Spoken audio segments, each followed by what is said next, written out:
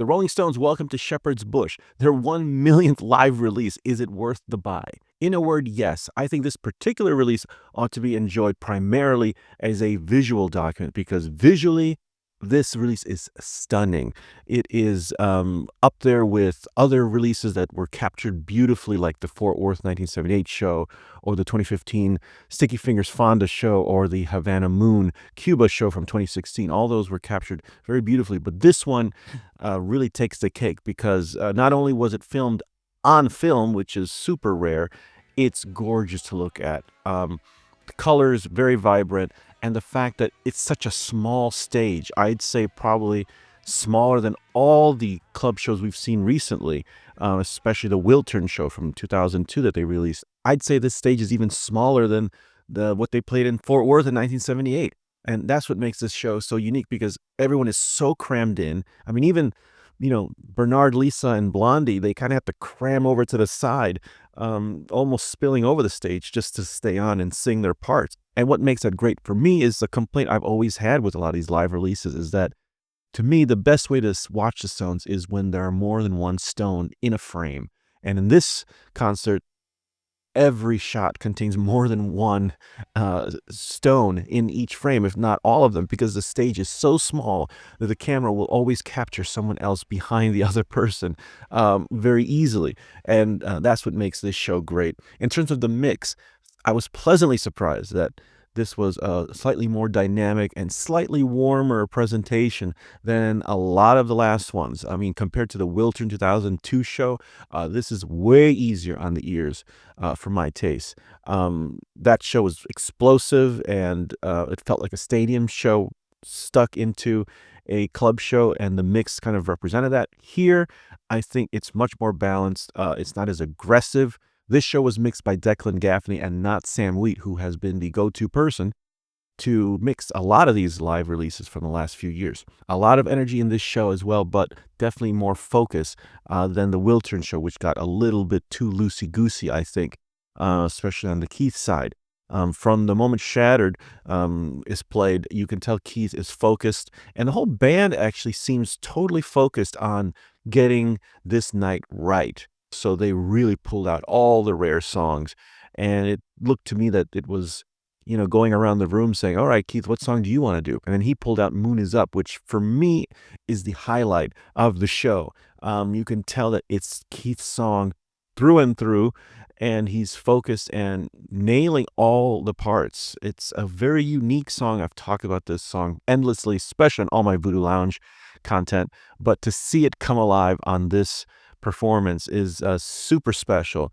When that break happens and Charlie comes back and the whole band plays it to the end, it's super special and it gels great. Ronnie laying down his parts from the studio track with his wah-wah guitar pedal.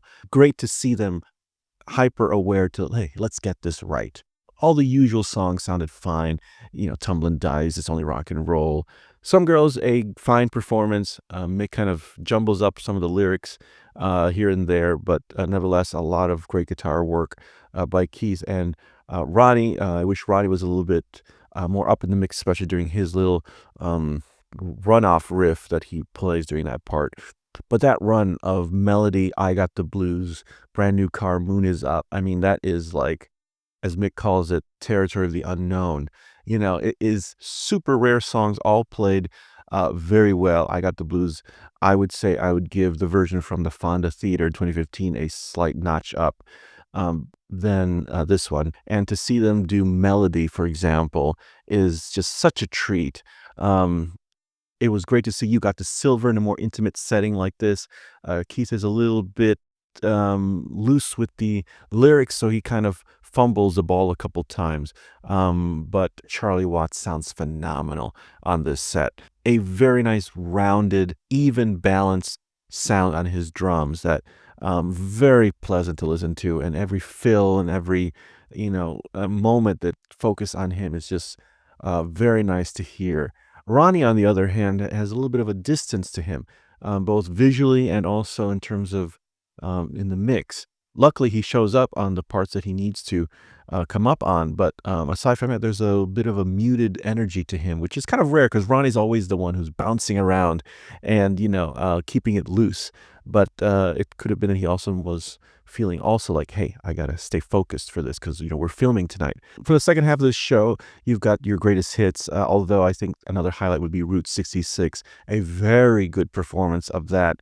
And everyone totally focused and dialed in on that one, and it sounded great and great to watch. The one thing that definitely makes this release unique compared to the other releases is that they use a split screen effect on a lot of these songs. This might be a negative or a positive for some people, depending on what your setup might be. I would assume that the bigger your television is, the more you would not mind something like this happening on screen. But I assume people with smaller TVs might find this annoying because that's less space. And so you're struggling to probably see what's going on as they are putting two different screens and shots together on the same space.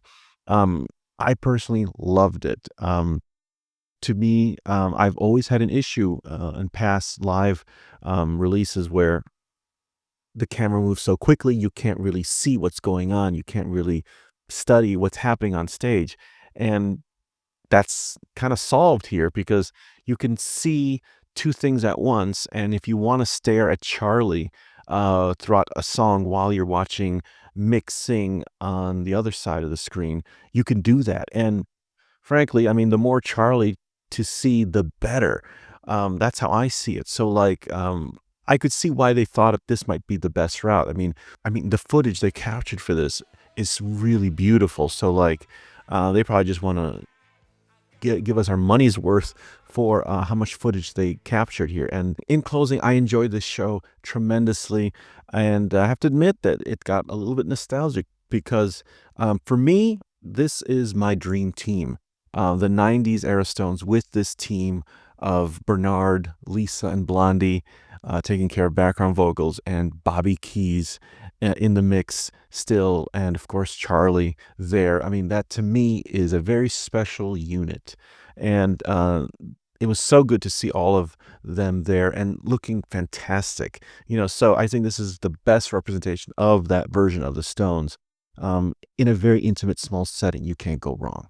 So for me, that's why this is extra special. Not to mention that I've been watching and listening to this show for the last 25 years on bootlegs. This show has always been a holy grail kind of show. I never thought they'd ever release it, and now it's here. I'm still pinching myself that it's actually in my hands that I actually watched it because it's better than I could have ever imagined. How would I rate it with other live releases? Very tough because I'm still kind of on the high of just watching this, but I think it's slightly better than the Wiltern 2002 show. It's a little bit more dialed in, a little bit tighter. I think it's tied and maybe even better than the Fonda 2015 theater show. It might be there with a lot of the 1995 shows from the Stripped box set. To me, I think it'll go down as one of the must-haves, like with the Fort Worth 1978 show. I think this is very special. So, welcome to Shepherd's Bush. In my biased opinion, I think is a must-own. I would say it's better as a visual experience rather than just a listening experience, and you get more out of it going that way. So, welcome to Shepherd's Bush. Is this something you'll be getting? Put it in the comments below. We'll be interested to know how many people are going to be getting this one. Hangfire is your Rolling Stones home base for anything Rolling Stones related. Make sure you hit subscribe because any kind of interaction helps this channel in a humongous way. So thanks for watching, and we'll see you next time on Hangfire.